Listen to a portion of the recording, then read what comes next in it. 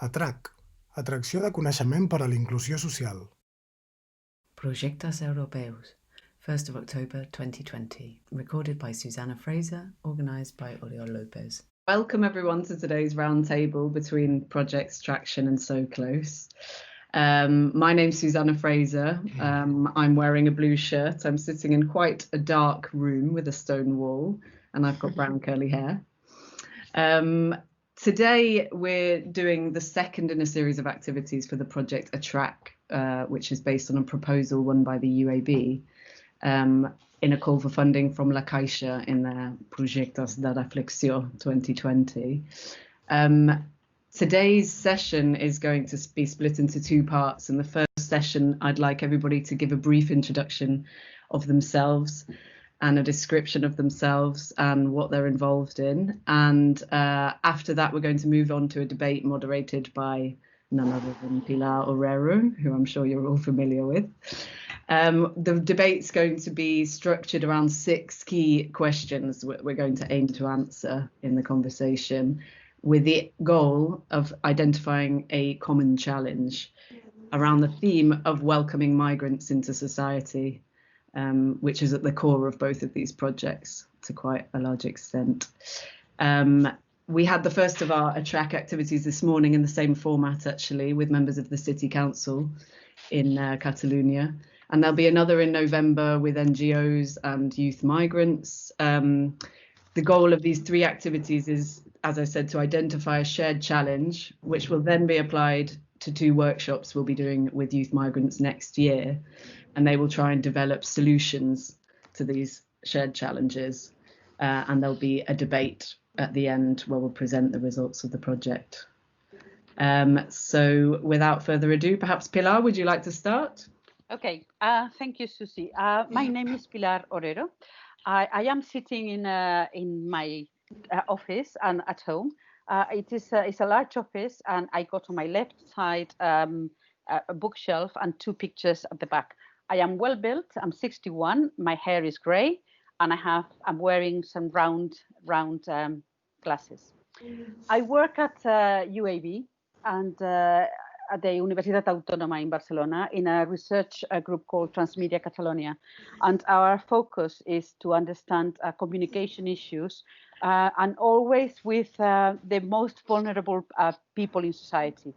And one of these groups is migrants, of course. So this is why we are taking part in the 2 projects that we're going to be discussing here today. One is Traction and the other one is So Close. So I think the best thing would be to present perhaps Javier Rodriguez from So Close. Okay, thank you, Pilar. Thank you all for the invitation. My name is Javier Rodriguez. I am a hairless 42 bearded man with a green t-shirt, and I am talking to you from home. And hopefully there won't be interruptions during this seminar, but it is very probably that there will be interruptions because I am a father of a 2-year-old boy that likes a lot to interrupt me when I am working, and I do prefer not to say him that he's not able to jump in. So maybe you will hear his voice at some point. I am a historian. I am the writer of about 11 books on and researches on history of the civil wars, mass violence in Europe during the 20th century. I teach at the Autonomous University of Barcelona, and I am also the coordinator of a European project called So Close, enhancing social cohesion through sharing. I don't remember the title exactly. Through sharing the because it's a very long title. Through sharing the history of forced migrations, and this is a project that shall I explain a little bit about the project now or maybe later? Now, okay. It is a project that it started in January this year. It will take 3 years for its develop, and the objectives are different, obviously, and the main objective is to enhance social cohesion and the social cohesion and the better knowledge of the history and the present of the forced migrations in Europe. Okay, through the analysis of the refugee phenomenon and in Europe with a very interconnected methodology with other social sciences, which are history, sociology, anthropology also, and with a very specific methodology that deals with a large bunch of interviews from stakeholders, like obviously refugees and asylum seekers, but also cultural institutions,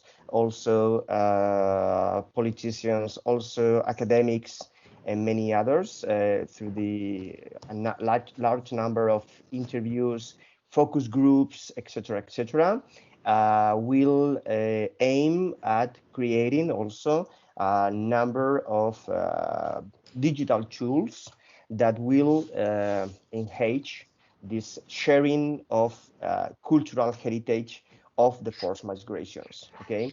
The biggest objective of the project is aiming at better knowledge of the phenomenon of refugee and forced migrations. We are not dealing with economic or conventional migrations, but migration related to wars or civil wars mostly, but also political persecution, etc. The main objective is to put in the middle, in the core of the European memory, the phenomenon of the refugees and the asylum seekers, the importance of the forced migrations in the creation of new and alternative narrative for Europe, and also the through the sharing of those experiences to enhance and to foster through fostering cultural encounters and co-creating new also new digital tools to foster and to facilitate also the cultural knowledge, a better knowledge and a better integration, obviously, of the refugees and asylum seekers within their hosting societies. So maybe later on in the discussion we can talk about what these tools are about, what this co-creation process is about. It is quite a complex one. The big idea of the project is very simple. The methodology is quite complex. So maybe we can talk about that later on. Anyway, I do believe that this project is very much aligned with Traction 1. I think both of them are very, I do believe that we can create strong synergies between these two projects and other projects, obviously, that deal with integration and social cohesion. So I am very happy to be here and to explain about this, I think, beautiful project. Thank you. Brilliant. So I think that leads very well into Mikel. Mikel, would you introduce yourself and Traction, please? Okay, thank you very much. I'm a man. I'm 37 years old. I have white skin, short and dark hair, blue eyes, and I'm also at home in my office, which is still building. So I have just a white wall behind me, and I hope to have more things in the futures, like more books and so on. But it's being done at the moment. So my name is Mika Sarrija. I'm the head of digital media department in Bicomtech, which is a research institute located in San Sebastian. And we do technological research and applied research. And our main objective is to transfer to companies, solutions in different fields, but always related to the technologies of multimedia, interaction, computer vision, visual computing, and so on, to different sectors. And in my department, in the digital media department, we work with cultural and creative industries, audiovisual sector, and that kind of industries, let's say. And in our mission as an applied research institute, we have the mission of providing a financial benefit or improve the competitiveness of the market, but it is also to provide benefits and improve the social challenges that we have. So this kind of projects such as Traction or other projects we had in the past, like for example, HPV for All, that was focused also in providing interactive TV for all. So the inclusivity, the accessibility is one of the things where we believe as a research institute we could contribute, providing good technology and good tools to really enhance the society, and in specifically where we work in the department, to provide solutions to the creative and cultural industries. So in this context, I'm the project coordinator of Traction, which is a European H2020 project that started also at the beginning of this year in 2020. And it's going to be for 3 years, so until the end of 2022. And I would like to describe a little bit what we want to address in Traction. And basically, we have like 3 main challenges that we want to address in Traction. And it is, as Javier said, it's related in some of the goals. I think there are synergies with the Soclus project, and it's to bring the new idea of creating and involve citizens in the participation of creating performances, creating art, and in particular, we are focusing in opera. So co-creating and doing participatory opera works. So it's very focused in the opera, even that the main ideas of the technologies we want to provide and the outcome that we want to provide is extended not only for opera, but also for other kind of performing arts. So we want to prioritize those communities that currently are more marginalized or are not, they don't feel represented by opera. I mean, they feel like excluded, or they feel like opera is not representing them. So we want to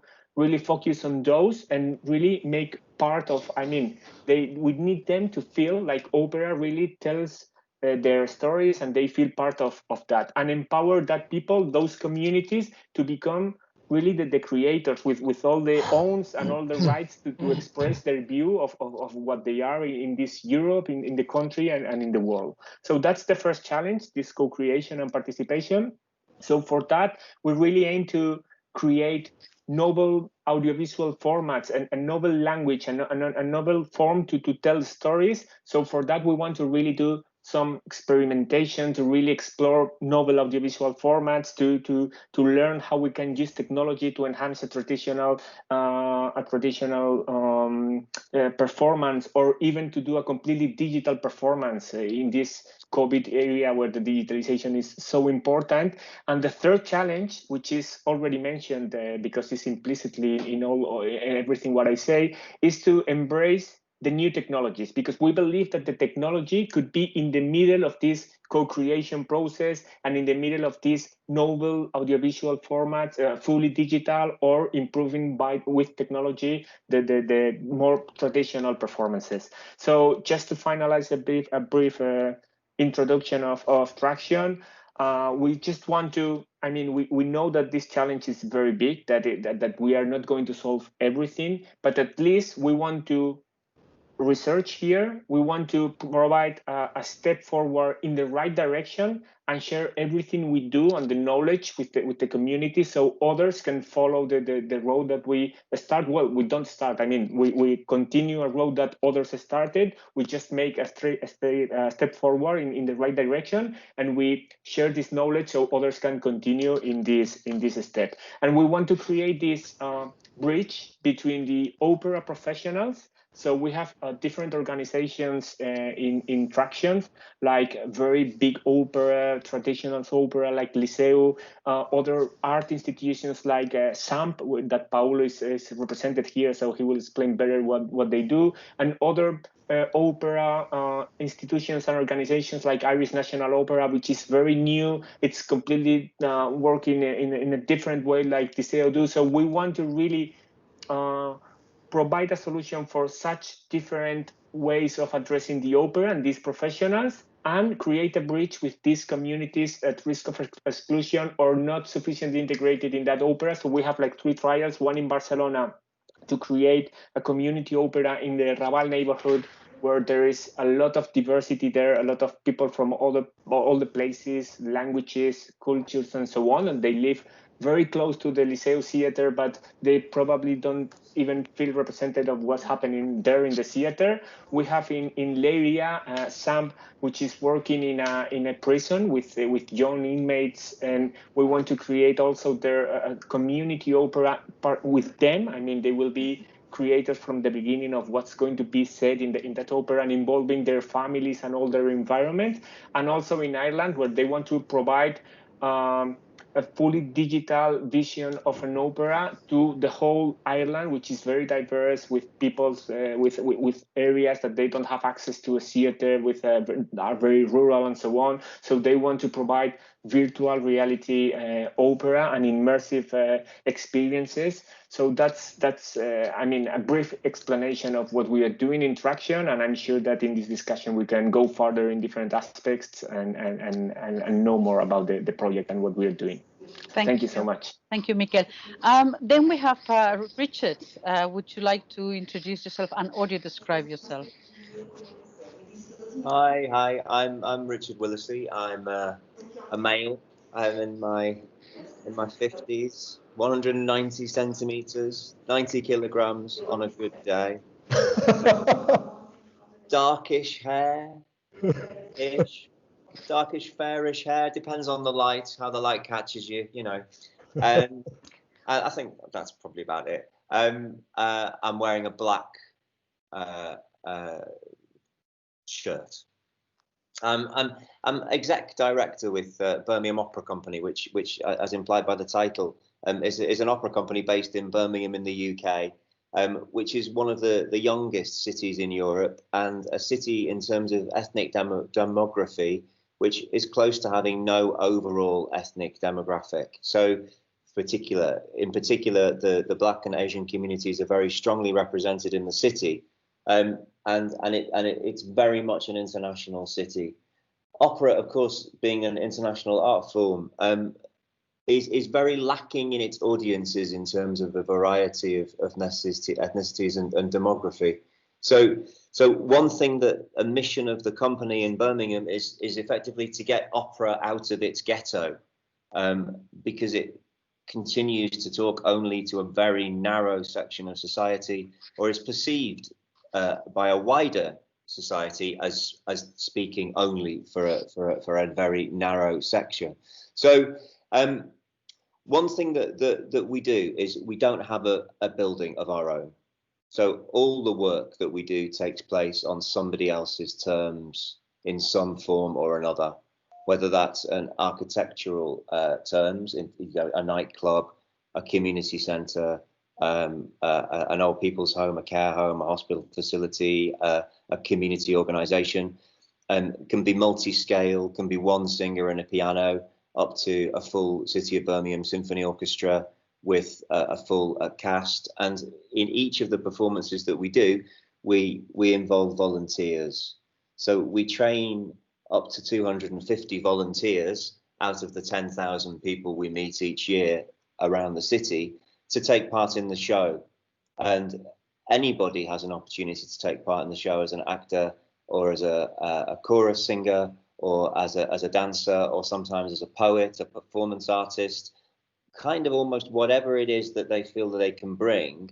We see it as a responsibility to open the door and to give space effectively, and the people that arrive change the work by their very presence. So not only the place that we do it, but the people that are involved make the work what it is. So in that way, it strives to talk, as Mikel was talking there, about trying to, enabling telling stories beyond simply the plot of an opera, but in people of the city inhabit the work. In terms of digital activity, and there's one thing that we're obviously particularly interested in times of COVID, but previously we've had very linear digital activity. That what I mean is this is one way from a central product to an audience in terms of a streaming, and then we've tried to create blended activity, which is, for example, an event that uses digital to disrupt what might be the normal institutional architectures of how you go about marketing something, which department does it, how you go about educating the audience about a particular project, how they get a ticket, what their experience is before arrival. So in that sense, that the event starts a long time before the start time on the night and finishes a long time afterwards.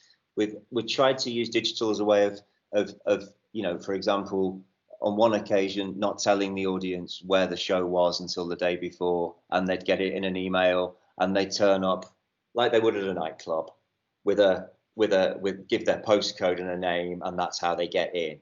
So trying to, you know, creating some resources for people that would be not a program in the normal sense, but people who haven't written program notes before, saying what they think, and other people listening, and handing over the means of production, in many cases of digital means of production, for people who would not regard themselves as experts in opera, to make films which include opera, not necessarily films about opera, but films that include a soundtrack.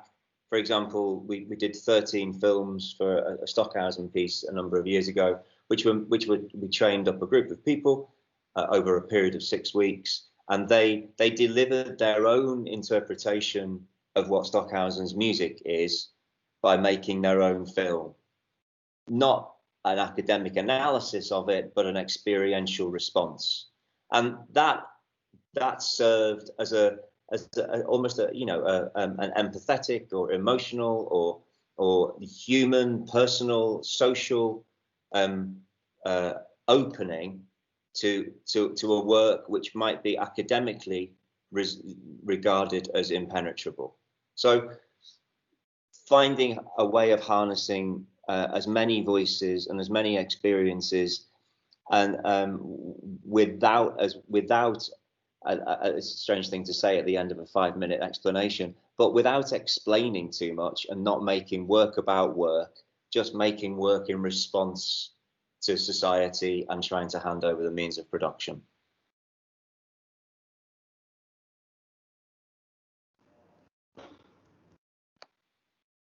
We can't hear you, Bilal.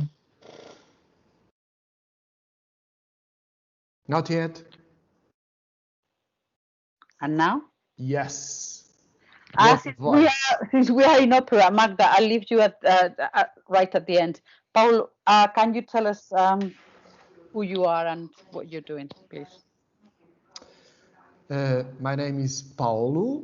I'm a man, Portuguese guy, 55 years old, brown and white beard.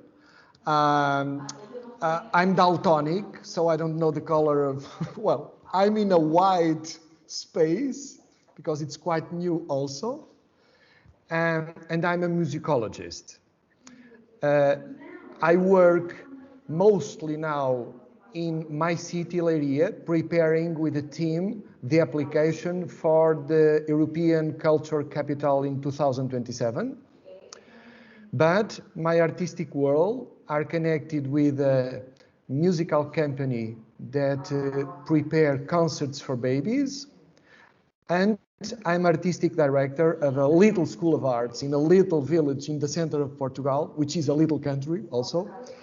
And in this school of arts, we have a traditional conservatory, but in 1991, we began a project with babies and families, Cradle of Arts. And from this project with babies and families, growing up great line, more connected with people that with stage. Nowadays, our goal, it's not so important put musicians at stage than put music in our lives. So our first project are for pregnant couples, which is Auditorium 1, and the last project, it's for dying people named Here With You. We work with music mostly, and of course, theater and dance. And this because we arrived to opera. Well, in sometimes in my youth time, I sing in Lisbon. Well, in Portugal, we just have one opera theater in Lisbon. So during 7 years, I work in an opera theater. I became fascinated about the human tragedy and the human connections that we have in opera, all opera. And because of that, with babies, we grow up to old people also. And then we received handicapped babies in our Cradle of Arts project. And we began to work in the hospital, in the pediatric service and in neonatal service with the project Allegro Pediatrico. There, with a humanizing perspective. Then, near the pediatric service, we have the oncological department and the pain department, and we improve a music therapeutic lab just for these different needs in the hospital. And we have 6 or 7 projects in the hospital connected with music therapy, but outside of the hospital, we have a mental disease center, chronic mental disease center, and we are invited to improve their project. With this project, we become connected with the Leiria prisons. We have 2 prisons in Leiria, one for all people and another one for young people between 16 and 25 years old with big crimes. And in this project, in the prison, we began in 2004 Opera in Prison project. Just to say that in the beginning we work with Mozart operas, and this project works in 3 levels, 3 years, each one of the projects. The Don Giovanni project was the first one, and during the first year, we worked just be together. We present our music to them, my conservatory teachers, my singers, my conductors, and the inmates sing to us, dance to us, and of course, we discover from the first moment that we need to work outside of the prison. And we begin to work with mothers, girlfriends, boyfriends, and of course, all the community around these young people. After 1 year, we have a second year just to prepare a real opera. And then we prepare a Mozart opera. And we try to involve the guards, the directors. It was very important for this first project because during 10 years, we don't receive nothing for this. It's just voluntary work. But in the first Don Giovanni production, we convinced the director of the prison to sing the commendatory role. We convinced some of the guards to work and sing together. And of course, after the second year, we present inside of the prison and outside of the prison a complete opera involving all the community. And the third year of the project, we try to connect all this experience to the reality. What's happened when these guys go out? How can we help the families to receive these people? How can we connect this artistic activity inside of the prison to other artistic activities outside of the prison? And we discover that the walls of the prison not only the physical walls, but mostly the cultural walls and the legal and justice walls are so big that we need to work more outside of the prison. Our stakeholders are outside of the prison, and arrive traction. It's very important because traction and technology and other partners with much more experience than us with social impact and big opera stages, we are very excited with this opportunity to use technology to connect us with all the walls between inside intramuros and extramuros, but also to create together and to be together with a community that belongs mostly from African people, Brazilian people, and of course, Midwest people also. We are very excited, and I need to say thank you so much for inviting me to be here, because it's a great honor to me to listen all of you. Thank you. Thank you, Paulo. And now, finally, the last guest is Magda from So Close. Hello, everybody. My name is Magda Mfitili.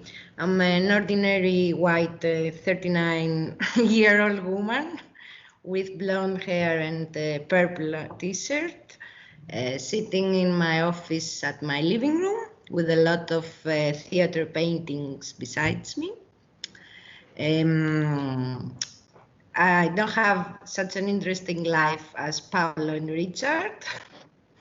I'm an historian and political scientist. My research line is about the collective memory of the civil wars and dictatorships.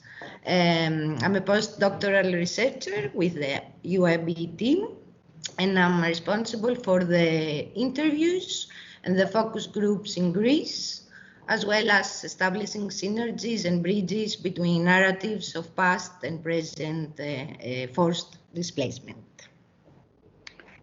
Very good. So first of all, the first question that I would like to just put here is that we're both projects. They were funded by the European Union, and they were funded, I think, they both have the same idea, and is that Europe is trying to welcome, I don't know if Europe is trying to welcome, but Europe is trying to ease the migration, the latest migration coming in. They don't know how to do it, and so in a way they are trying to pay us or to fund these projects to get some feedback on how this can be done with something like technologies. So while technology is very easy because you just create it, okay, to me there is something that is more difficult, and is that the communities where these migrants are they going to come in, how they're going to be hosted. So my question is, I don't know, Richard, because you are in Birmingham, that has got a very long tradition of these migrations coming in. So how do you see, what is the role of communities in hosting migrants? I think, I mean, if I take it from the point of view of an opera company, we have a responsibility to represent. It's a really basic principle to represent the people that are in the city. So those are the people who are migrants and not. We have a responsibility to where possible not create structures which reinforce the separation in an attempt to be diverse. So quite often diversity and the way it's dealt with, the inclusion, can be exactly the opposite. As we all know, it's trying to get the balance between your intention and actually the practicality of being sensitive to culturally to people who may be new arrivals in the city, or people who may be even second or third generation in the city who consider themselves to be new arrivals. So trying to involve as many people from those communities in the development of the work for us then creates a piece of work which by its nature includes those people. That also introduces those people to a much wider social network. So we do a mixture of work that's bespoke in partner organizations, and we always offer to bring people together so they don't remain separate. And I think that's one of the really interesting things about the work that we do and that we see as our responsibility. And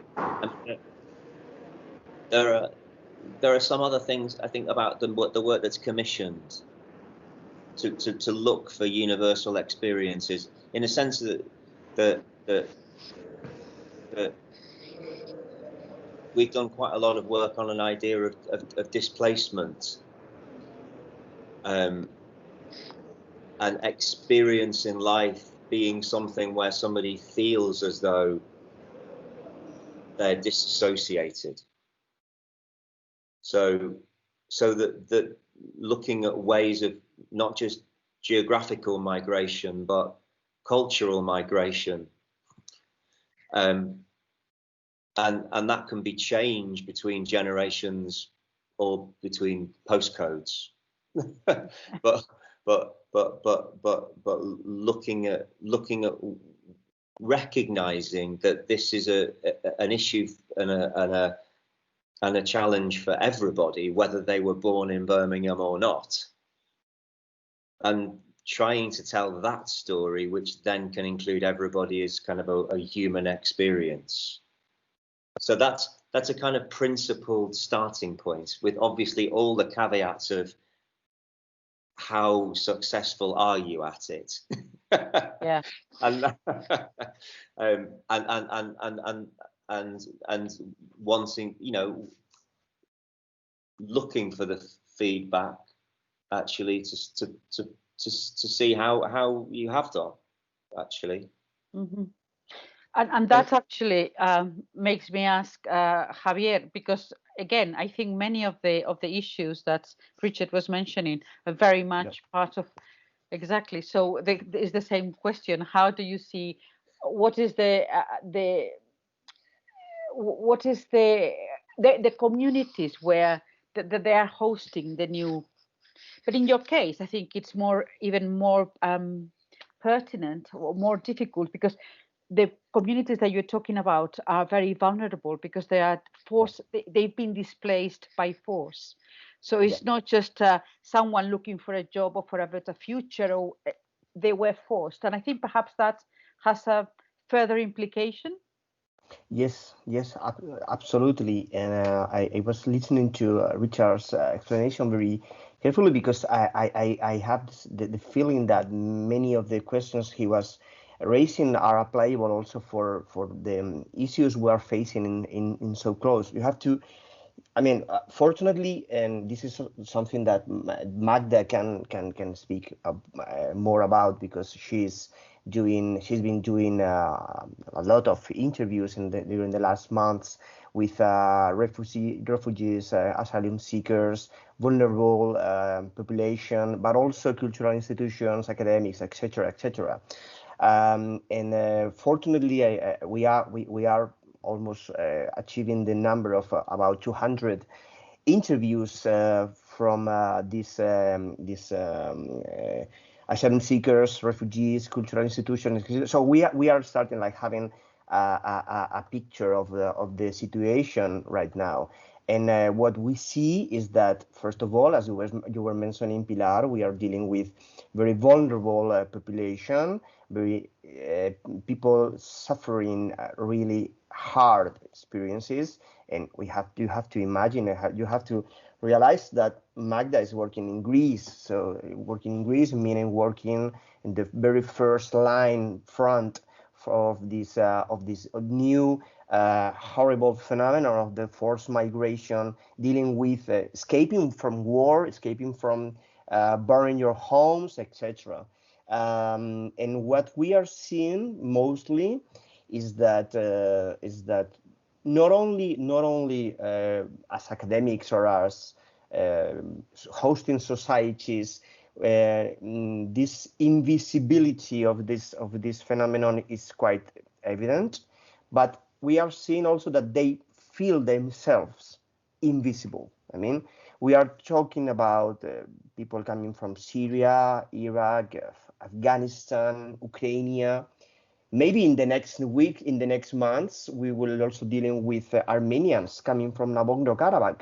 Maybe, because obviously this new war between Azerbaijan and Armenia for the Nagorno-Karabakh maybe will also create a new wave of refugees for Europe. What we see is that they perceive themselves invisible. This creates some difficulties, obviously, because and this is also something that we have seen, like reading the interviews. Like long-term refugees are very interested in cultural integration, in feeling themselves comfortable, culturally comfortable and integrated within the hosting societies. The newcomers, it's not exactly the same. So asylum seekers, the people like are in Europe for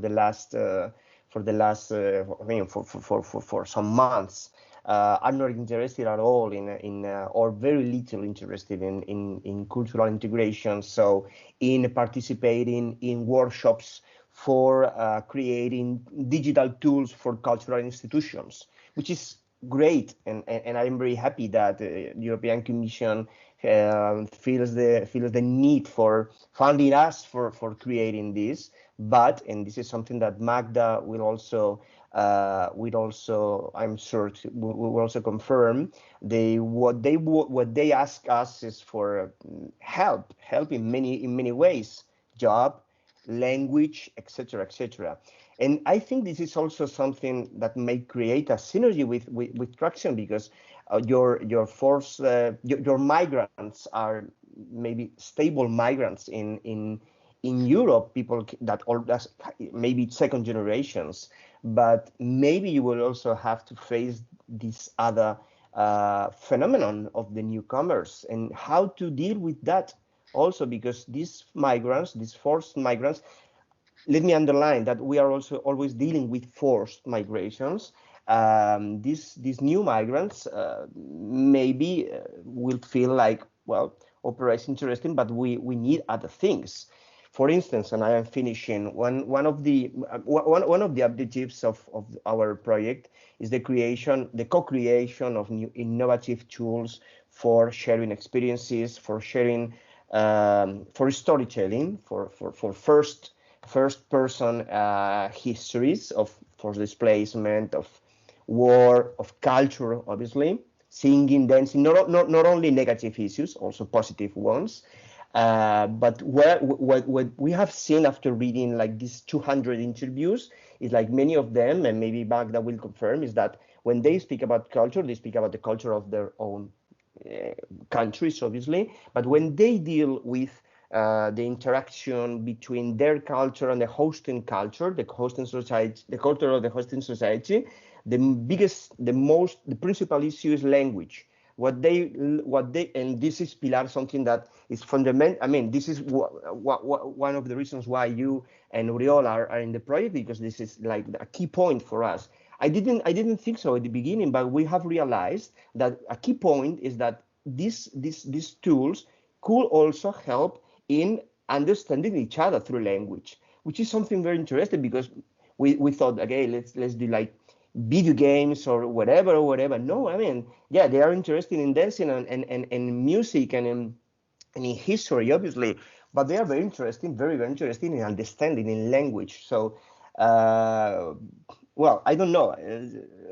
This is quite a challenge also, because and this is also a challenge that it's a shared challenge between the two projects. The idea of the co-creation and the idea of finding the results through doing the work of the project may force us to change a lot our objectives. I mean, now I'm sure that we are moving into different objectives that we had in the beginning of the project. Why? Because our interviews are telling us so, you know. So yeah, and I would love also to know about how you deal with the idea of the co-creation, because this is like the key, one of the key points of the two projects, and it's such a challenging issue for also for us, obviously. Yeah. If I can jump into the conversation. Exactly. I was going to ask you to come into. Yeah. I loved when you said, Pilar, that the technology, you just develop it and that's it. So that's really great. I think that's not that easy, but I think that when you mentioned the calls like transformations and migrations that the Europe is founding, and with an opportunity like Traction, for me, it's, I mean, we were talking about the communities, how to create a diversity of different people to participate, like, for example, for an opera performance and so on. But it's something similar what we are facing in Traction. I mean, we are organizations that we are so different ones from the others. I mean, even from the opera organizations, they are very different from ones to the others, but we are also research institutes, and even like CWI, which is part of Traction, or Bicomtech, that we worked with industrial and cultural industries. Our language is completely different. So for me, this be together that Paulo was saying, that was doing in the prison and so on, just being together as a project and trying to understand what they need, and trying to understand how the technology could connect, I don't know, in the stage, an inmate with his grandmother, which is in Brazil, and they can have in the stage one in a big display and the other in the stage, and have a kind of conversation within the opera and see each other in live, which is something that they are really willing to do, because they are in the prison. They cannot have this conversation in face. So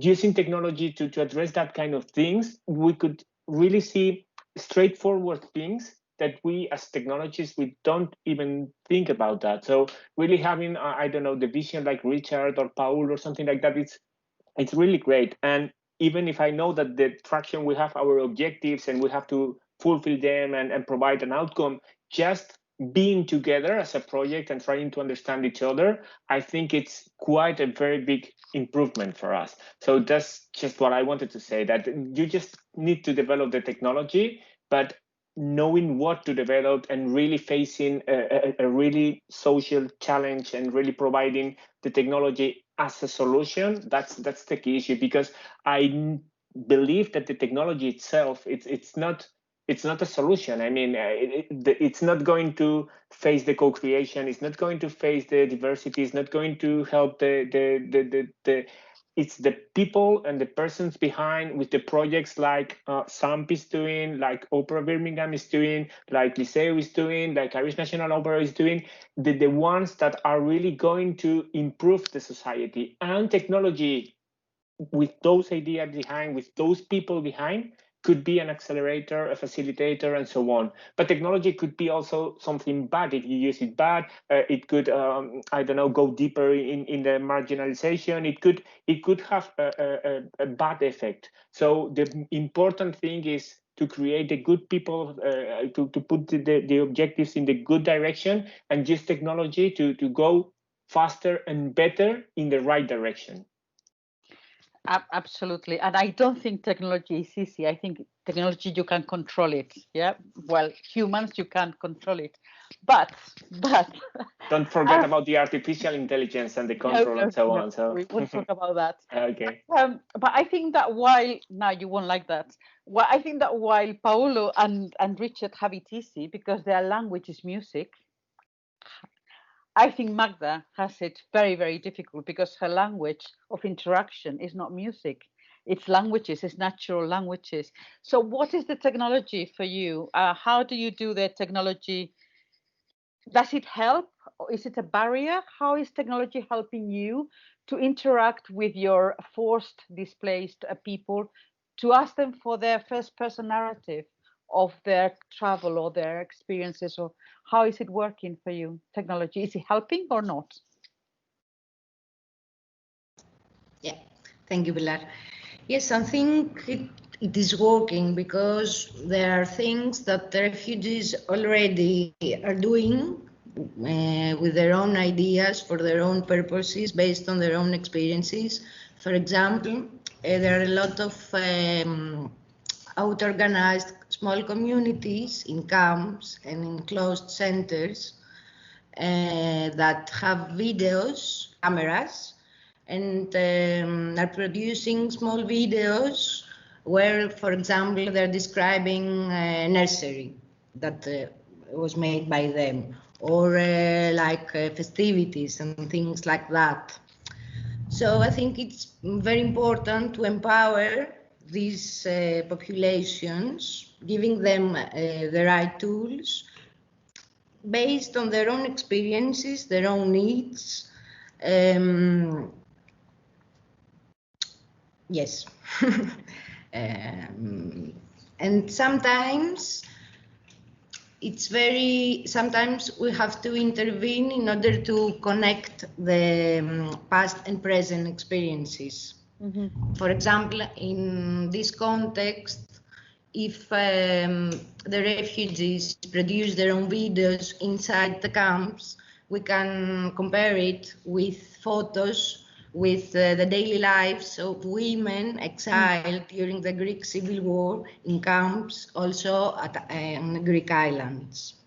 But sometimes it's the refugees that see those synergies and those bridges between past and present.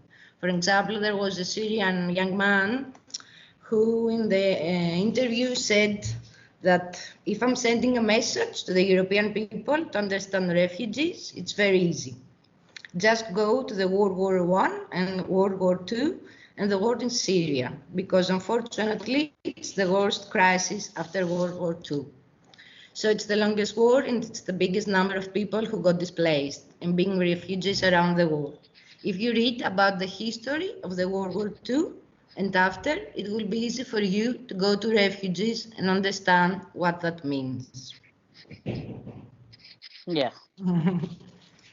Okay, Paulo, I don't know if you liked what I said about the music, you having it very easy because you go from from nursery. No, you go from pregnant couples to people dying of last. Okay, and your language is music.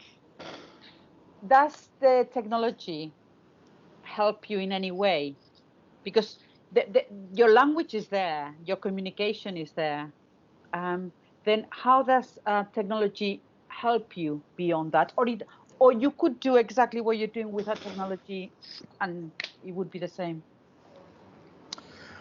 Well, until now, at this moment, we don't think in technology in another way than a common people use it, just to communicate, just to share bytes, just to have a relation with other people, but a very functional relation. Until now, we don't use too much technology to create, for example, or to co-create. It's a new experience that we improve now with traction.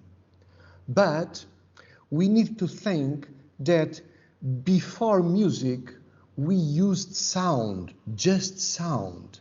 The power and the origin of the power are in sound. And just after sound, we have music. And sometimes technology are very important to open a very wide range of sounds. And for this, we use technology because we know that the nature sounds, the human sounds are very richness, but sometimes if we use technology and electronical sounds and electronical musical instruments, electronical tools, we open to another level the sound. For instance, connecting with babies.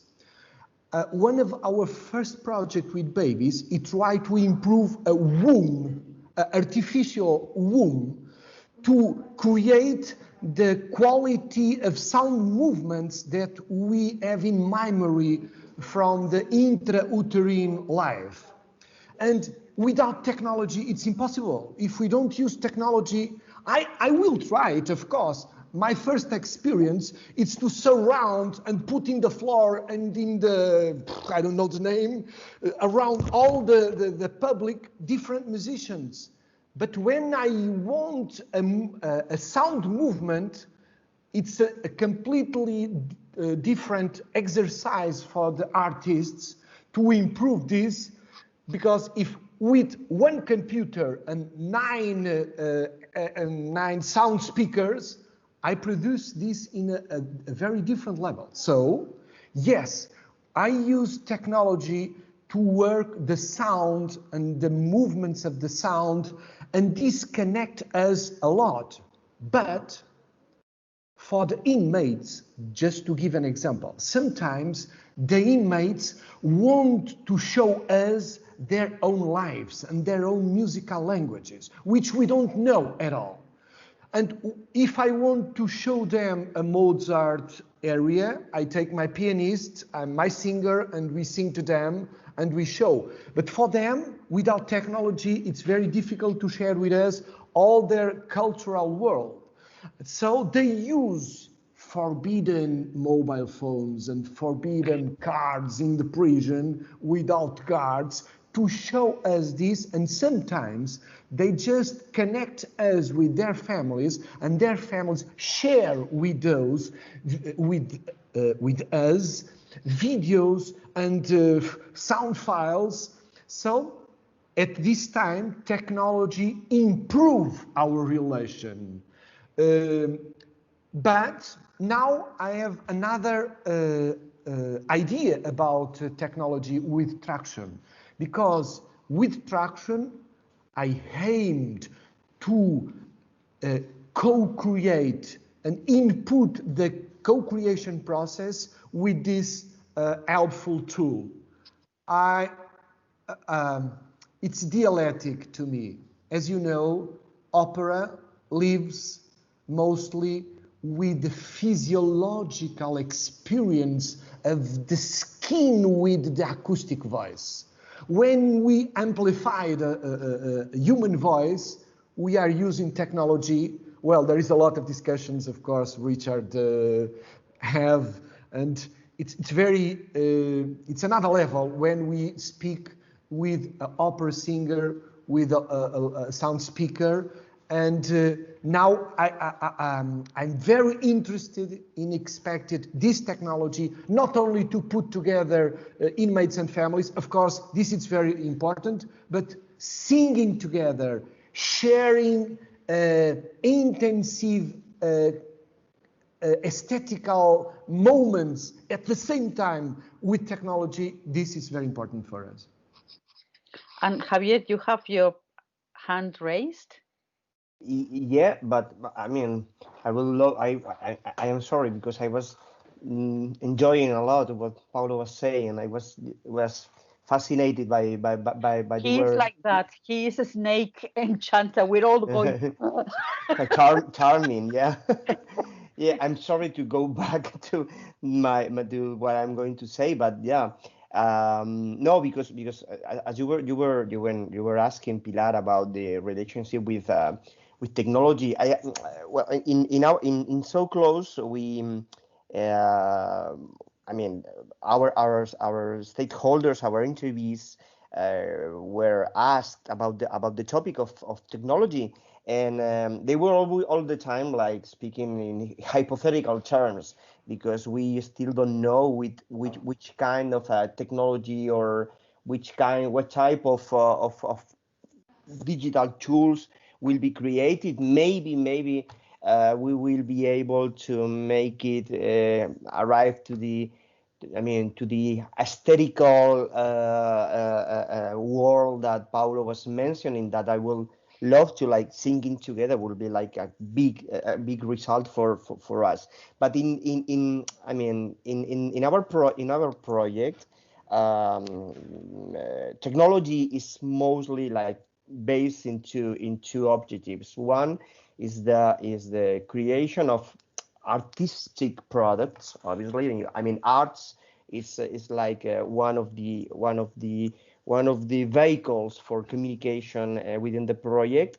And then also, most importantly, storytelling. I mean, what our most objective, and this is maybe too academic. I assume that, I mean, like, we are historians and sociologists and blah, blah. We are very boring, and we need archives, and we aim to gather a lot of personal information, a lot of personal narratives, and so on and so forth.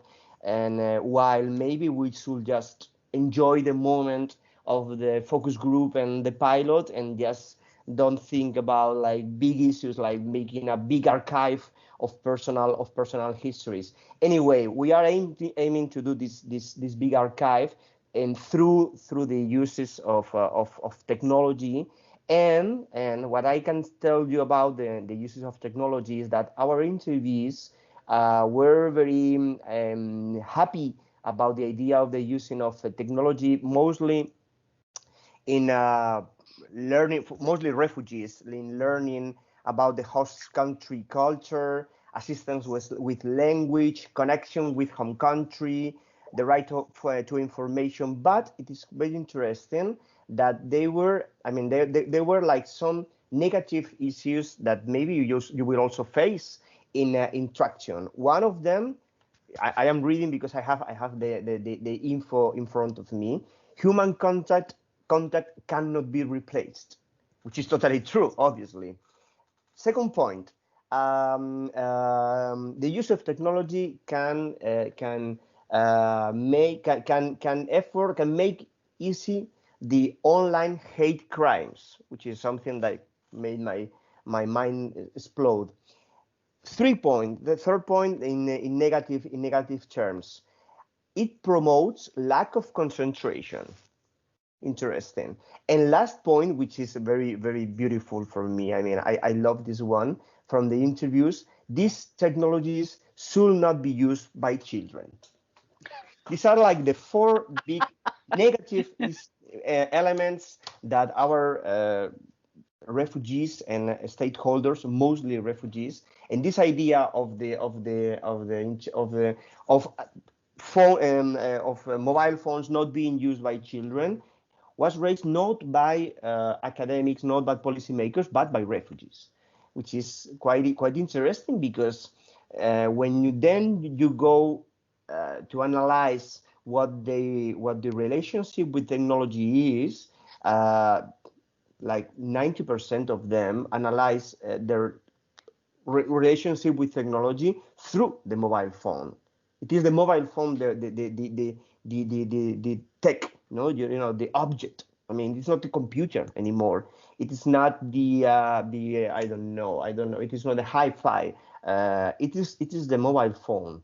So what we create, what will we be creating, co-creating, has to be done through the mobile phone, but obviously without children dealing with that, because our refugees don't want children to use it, which is quite interesting. Okay, I have I agree with you. I have a question for Richard. I found really fascinating that you don't have premises. You have to you go to one to another. I don't know. I don't know how you manage to find a place where to do your presentations. But how about the technology? One thing is to have a hall but what about the technology in the hall, or what technology do you need to do your performances? Well, some of it's dictated by the piece. Quite often you could have a piece which requires anything from quadraphonic or octaphonic sound to in the case of that piece I was speaking before, 4 helicopters, and microwave transmission. So I mean, some of it's dictated in the score. What we try and do is, and I think it's interesting, just the relationship with technology. Classical music has a strange relationship with technology in terms of audiences. In some sense, obviously, it's growing a relationship in set institutional settings like cinemas, and now with COVID in people's homes with streaming, but also associated with a lot of fatigue. But actually within the live experience, classical music and opera and theatre, in fact, the dramatic arts, share one thing, and that's they don't like being disrupted in their own environment. So one of the things that we do is, we don't have any seats in our shows. Everybody moves around, the action happens around you. It feels like you're in a party. Sometimes a depressing party, sometimes a beautiful party, but a party. And some of the behaviors that you get at popular music gigs are more likely to be found in our events than in a normal classical environment. So disrupting some of that relationship and harnessing technology and people not feeling bad, and if they've got a mobile phone in their hand, and we don't tend to disrupt people and tell them to stop using their phone. You might find somebody standing behind a bit of an area. In the last big show we did was in a disused nightclub. You'd find somebody sitting in the corner, texting and looking and engaging on their own terms. So that's a kind of very specific use of technology within either dictated by the score, but also how an audience. How I think classical music has an odd relationship with it because it regards it as disruptive. Whereas where a pop audience clearly wouldn't. They'd regard it as part of the experience. Mm-hmm. And after having listened to the So Close and the Traction projects, do you feel that you have any common challenge with the two projects? Well, the common challenge is obviously to find what it is that a digital technology can do to give voice and experience. So what I mean by that is that as Paolo said earlier, maybe there isn't is there a replacement for a kind of 4-dimensional experience, which is what you naturally get if you stand in somebody's house and listen to them talking. If you're at a gig, it's 4-dimensional. You can feel it in your body. You can smell it. There are lots of things, most of which are subconscious. You're not aware of, but they stimulate your nervous system and your brain, and they give you experience. And as with most things, you're not consciously deciding to be stimulated. So one thing that technology really has to find a challenge for is are we looking to try and replace that experience with something else? Or are we looking to try and emulate it?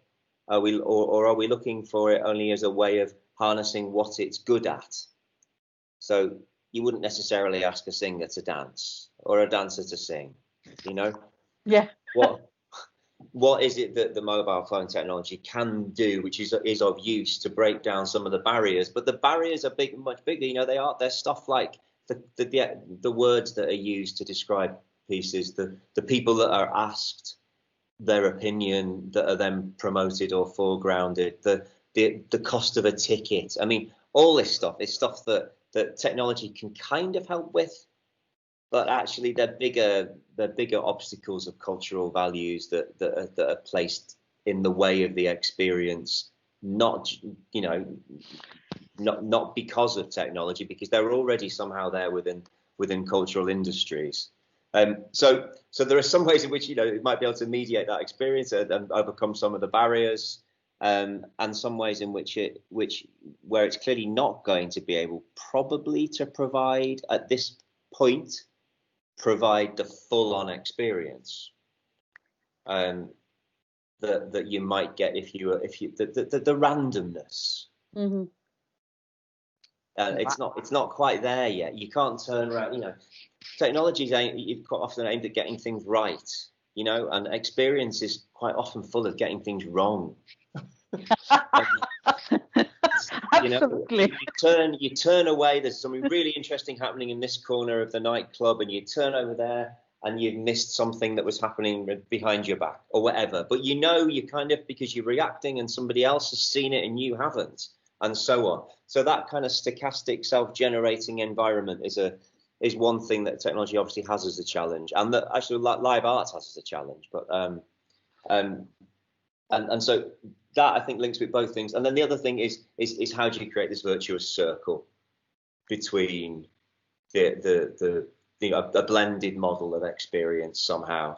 And this is going to be particularly relevant, especially over the next 12 months to 18 months. The projects that we're planning at the moment are all mixed, that they could go one way or the other. They're multi-scalable. They could be more digital than live, but in the end, there's something live happening. And it's how you then mediate that to an audience. And so we're on some kind of like continuum. I think with the other two projects, you're looking at trying to find a happy medium of the continuum of what's digital and the experience, the live experience.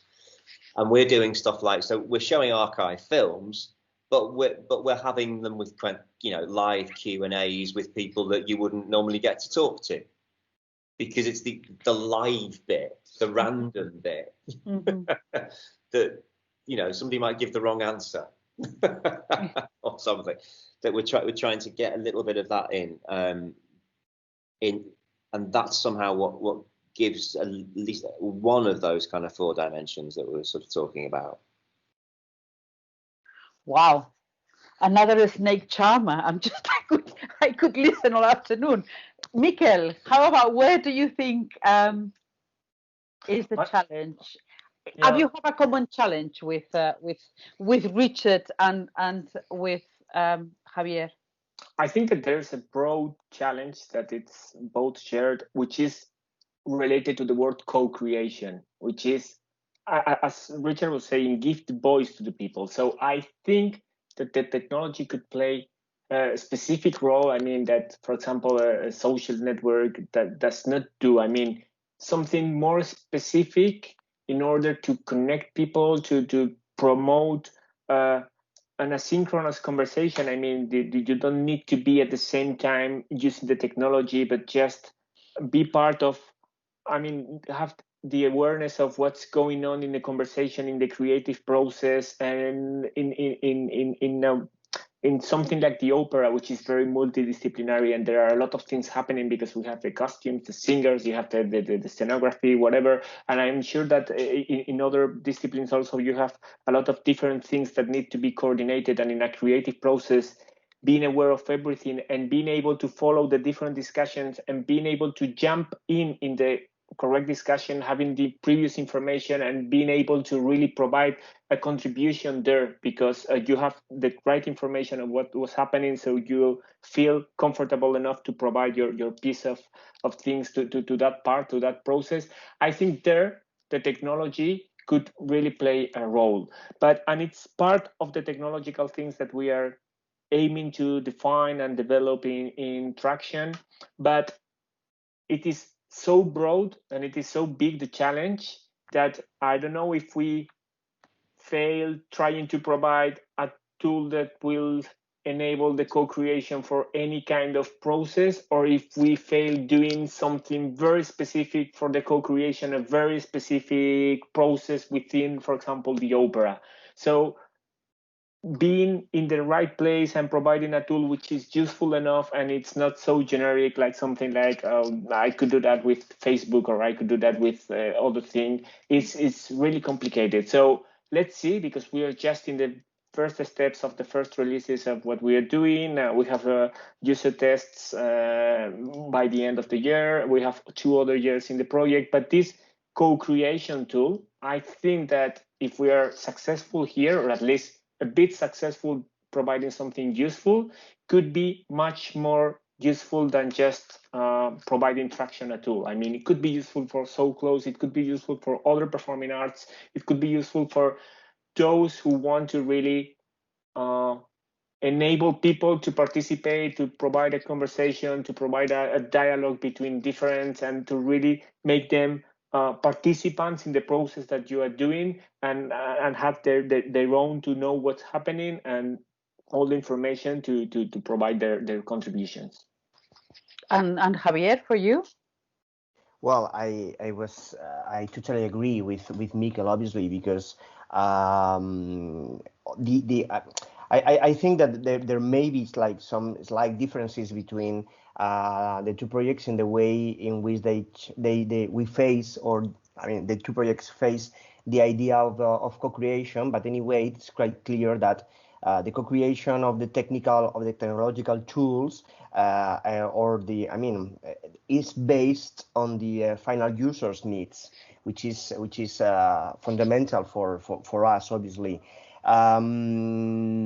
This idea of the co-creation is for us like based mostly in what our interviewees and our stakeholders asked us for. So what we aim mostly is to provide at the end of the project, like not only these big archives and all the narrative, etc., but also a number, small or large, I was thinking about 4, 5, 6 apps or technological tools that could be used for cultural institutions, mostly museums, but also theaters, but also opera, but also obviously schools. For us, the educative element is super important. It's maybe the most important one. So what we want is to departing from the needs of the users, arriving to achieve to create something that in the future could be used in schools or in theaters or in operas or in museums or in many other places, in order to be used for knowing each other, sharing experiences, and common understanding for us. So yeah, I think this is quite a shared challenge, because at the end of the day, I haven't read obviously the traction grant agreement, but I am quite sure that one of your objectives is also to create something that could last, and so that is not going only to be used within the 3-year, which is something this is I think a shared challenge, Pilar, to be able to create something that will still be there after the end of the project. Resilience. Exactly. That is fundamental. I mean, what in my mind, if we are able to create like a video game or something, and a phone-based technology that can be downloaded in a school in Athens or in Barcelona or in London or in Rome, that could be used for I don't know, a workshop between sons of refugees, and may create this environment to know each other, to sing the same song, to cook the same or a new dish with different elements and so on, to know each other and to know as I was mentioning before, the negative and the positive elements. I mean, for me, the idea of resilience of this subject is fundamental, and they aim to be known for that. I mean, one of the conclusions of the refugees interviews is that they want to be known as the people that were able to survive, they were able to resist. The resistance idea also is very important. If we manage to create that in the future, I will be more than happy, because this is for me what So Close is about, and I think this is quite a shared challenge with Traction. Magda, and also from So Close, for you who are at the forefront with the end users, with the displaced people, do you have a solution, a concrete solution that you would perhaps not as nothing to do what we're doing in the project, but can you think of something that would be a solution to the problem?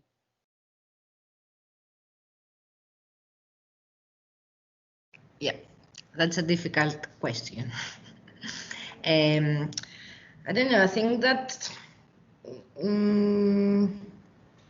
we don't have to solve something in this sense, but to empower and enable the people to do that themselves. What I wanted to say, for example, that we know from the interviews that the refugees want to share their cultural identity. And we know, not only from the interviews in general, that the mobile phone is the only tool that refugees have to be informed and to be connected. So I think, and we know also theoretically enough, that technology is a perfect tool to create empathy and to do community building. So I think that the most important is not to ignore power relations concerning the co-creation, that is a challenge, and not to impose our tools or our ideas or our solutions, but to empower, to give the tools so as the marginalized ones can find their ways. And Paulo? Well, I'm listening to you, and I'm thinking that about mobile phone and about the mixed programs. Richard talking that the next year I'm planning 2 levels of my life. I must be prepared to a physical communication and then another. And each one of these ways open different quantities of public budgets of the project, stakeholders of the project, and we are create a new thing. And what I've been thinking now with your shares, it's that technology now with us, it's not only to open a new way to communicate or intensify this communication, but I'm thinking that we are arriving to a bionic performing arts. Something that, yes, because it's not only, until now, I think a physical concert, a chamber music, and then I think a chamber music in streaming, and then I think, well, a chat, a living chat with public choosing the pieces of the concert, and then I use this to a concert room with 10 people, and I improve to the YouTube channel to 10,000 or 100,000. But nowadays, in my mind, and all teams that I work on, and also with Traction in the prison, we need to think in a new integrated way. It's because of that I'm talking about a bionic performance arts, because it's something that technology, it's not only something more or an amplifying system or intensifying system, but it's something real together. And because it's together, open new new speakers. Sorry, I don't have enough words in English to share this, and I'm sorry about this. But what I'm trying to tell, it's technologies for all our projects. When we need to create an opera, when we need to produce something to connect people, with technology, we are create a new level of creation also. And I think this is great because we are exciting ourselves and we are open a different way to be together. Fantastic. I think it's time, well, spot on. I would love to stay with you for a few more hours, but I can't because there are time limits. I will just summarize very quickly. I think what we've all more or less agreed that it is important is that the resilience and the empowering of these people, the most vulnerable, to empower them to be able to come across their difficulties.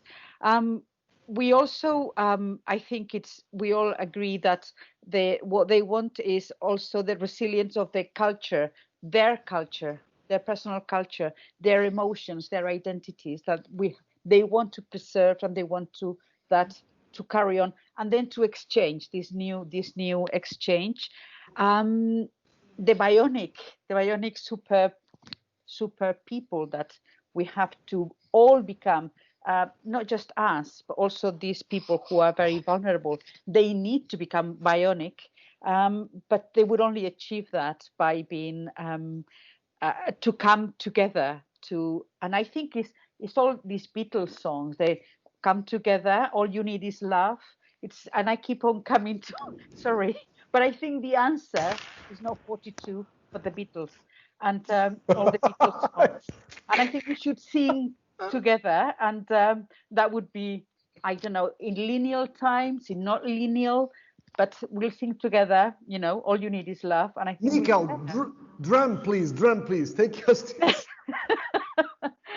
I don't know. Anyway, it was fascinating listening to you. I really, really, really enjoyed all your points of view. Very valid, and thank you very much. You're very generous, very kind. Thank you. Thank you. Thank you for organizing it. Thank you so much to all of you. And here comes the sun. Yeah. Goodbye. Bye. Disclaimer.